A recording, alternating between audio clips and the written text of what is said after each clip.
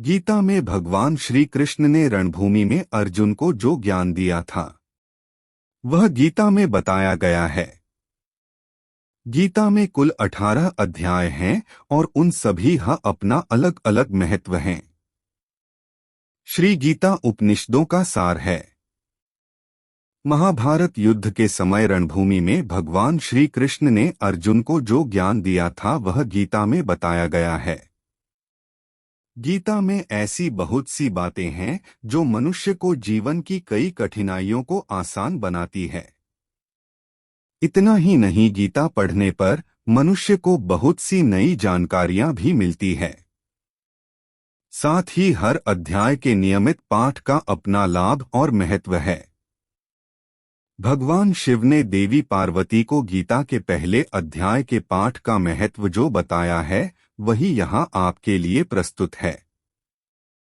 लेकिन गीता के पहले अध्याय के महत्व को जानने से पहले जान लीजिए श्रीमद्भगवद गीता के प्रथम अध्याय की खास बातें। गीता के पहले अध्याय का नाम अर्जुन विषाद योग है। इस अध्याय में कुरुक्षेत्र के मैदान में उपस्थित बंधुओं और संबंधियों को सामने देखकर अर्जुन के मन में उठे विषाद और मनःस्थिति का वर्णन किया गया है, जिसे संजय धृतराष्ट्र को बताते हैं।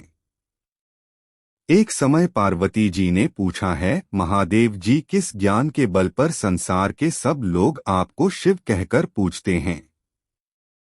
मृगछाला ओढ़े और अपने सभी अंगों में शमशान की विभूति लगाएं, गले में सर्प और नर मुंडों की माला पहने हुए हो। इनमें तो कोई भी पवित्र नहीं, फिर आप किस ज्ञान से पवित्र माने जाते हैं? तब महादेव ने उत्तर दिया कि हे प्रिय सुनो, मैं गीता ज्ञान को अपने हृदय में धारण करने से पवित्र माना जाता हूँ। इस ज्ञान से मुझे बाहर के कर्म नहीं व्यापते। तब पार्वती जी ने कहा कि हे भगवान, जिस गीता ज्ञान की आप ऐसी स्तुति करते हैं उसके श्रवण करने से कोई कृतार्थ भी हुआ है? महादेव ने उत्तर देते हुए कहा कि इस ज्ञान को सुनकर बहुत से जीव कृतार्थ हुए हैं और आगे भी होंगे। मैं तुम्हें एक पुरातन कथा कहता हूँ, तुम सुनो।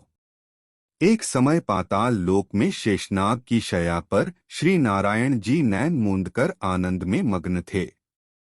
उस वक्त भगवान के चरण दबाते हुए लक्ष्मी जी ने पूछा, हे प्रभु, निद्रा और आलस्य तो उन पुरुषों को व्यापता है जो जीव तामसी होते हैं, फिर आप तो तीनों गुणों से अतीत हो। आप तो वासुदेव हो, आप जो नेत्र मूंद रहे हो, इससे मुझके बड़ा आश्चर्य है। नारायण जी ने उत्तर देते हुए कहा, हे लक्ष्मी, मुझको निद्रा आलस्य नहीं व्यापता। एक शब्द रूप जो भगवद गीता है उसमें जो ज्ञान है उसके आकार रूप है। यह गीता शब्द रूप अवतार है। इस गीता में यह अंग है। 5 अध्याय मेरे मुख है, 10 अध्याय मेरी भुजा हैं, 16वां अध्याय मेरा हृदय और मन और मेरा उदर है, 17वां अध्याय मेरी जंघा है, 18वां अध्याय मेरे चरण हैं। गीता श्लोक ही मेरी नाड़ियां हैं और जो गीता के अक्षर है वो मेरा रोम है। ऐसा मेरा शब्द रूपी जो गीता ज्ञान है उसी के अर्थ मैं हृदय में विचार करता हूँ और बहुत आनंद प्राप्त होते हूँ। लक्ष्मी जी बोली, हे श्री नारायण जी, जब श्री गीता जी का इतना ज्ञान है तो उसको सुनकर कोई जीव कृतार्थ भी हुआ है, सो मुझसे कहो। तब श्री नारायण ने कहा, हे लक्ष्मी, गीता ज्ञान को सुनकर बहुत से जीव कृतार्थ हुए हैं, सो तुम श्रवण करो। एक व्यक्ति था जो चांडालों के कर्म करता था और तेल नमक का व्यापार करता था। उसने एक बकरी पाली। एक दिन वह बकरी चराने के लिए वन में गया और वृक्ष से पत्ते तोड़ने लगा। वहां उसे एक सांप से डंस लिया, जिससे वह तुरंत मर गया। मरने के बाद उसने बहुत से नरक भोगे और फिर उसका जन्म बैल के रूप में हुआ। उस बैल को एक भिक्षुक ने मोल लिया। वह भिक्षुक उस पर चढ़कर सारे दिन मांगता फिरे।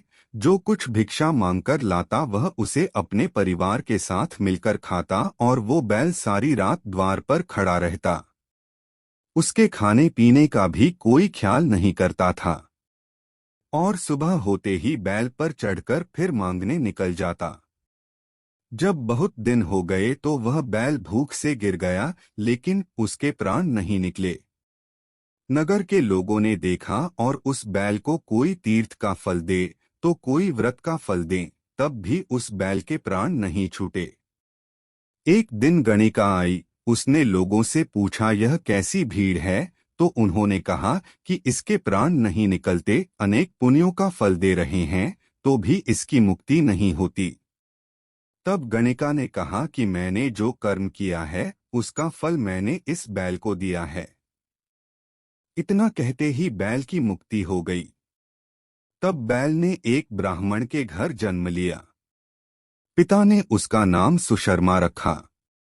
उसके पिता ने उसे पढ़ाया लिखाया। उसको अपने पिछले जन्म की सुध थी। उसने एक दिन मन में विचार किया, जिस गणिका ने मुझे बैल की योनि से छुड़ाया था उसका दर्शन करूं। विप्र चलते चलते गणिका के घर गया और कहा, आप मुझे पहचानती हैं? गणिका ने कहा, मैं नहीं जानती, तुम कौन हो? तब उसने कहा कि मैं वही बैल हूं जिसको आपने अपने पुण्य दिए थे। तब मैं बैल की योनि से छूटा था। अब मैं विप्र के घर जन्म हूं। आप अपना पुण्य बताएं।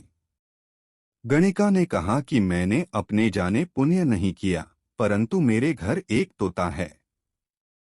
वह रोज सवेरे कुछ पढ़ता है। मैं उसका वाक्य सुनती हूँ, उस पुण्य का फल मैंने तुम्हें दे दिया। तब विप्र ने तोते से पूछा कि तू सवेरे क्या पढ़ता है? तोते ने कहा, मैं पिछले जन्म में विप्र का पुत्र था। मेरे पिता ने मुझे गीता के पहले अध्याय का पाठ सुनाया करते थे। एक दिन मैंने गुरु से कहा कि मुझको आपने क्या पढ़ाया है। तब गुरुजी ने मुझे शाप दिया कि तू तोता बन जा। इसके बाद से मैं तोता बन गया। एक दिन बहेलिया मुझे पकड़ ले आया और एक विप्र ने मुझे मोल ले लिया। वह विप्र भी अपने पुत्र को गीता का पाठ सिखाता था। तब मैंने भी यह पाठ सीख लिया। उसी दिन विप्र के घर में चोर घुस गए। उन्हें धन तो प्राप्त नहीं हुआ, लेकिन वह मेरा पिंजरा उठा ले आए। उनकी यह गणिका मित्र थी। वह मुझे उसके पास ले आए। सो मैं नित्य प्रात गीताजी के पहले अध्याय का पाठ करत हूँ, जिसे यह गणिका सुनती है। पर इस गणिका को समझ में नहीं आती। जो मैं पढ़ता हूँ वही इस गणिका ने तेरे निमित्त दिया था। वह श्री गीताजी के पहले अध्याय का फल था। तब विप्र ने कहा कि हे तोते, तू भी विप्र है, मेरे आशीर्वाद से तेरा कल्याण हो। सोहे लक्ष्मी। विप्र के इतना कहते ही वह तोता भी मुक्ति को प्राप्त हो गया। तब गणिका ने बुरे कर्म छोड़ भले कर्म ग्रहण किए और नित्य स्नान करके श्री गीताजी के प्रथम अध्याय का पाठ करना शुरू कर दिया, जिससे उसकी भी मुक्ति हो गई।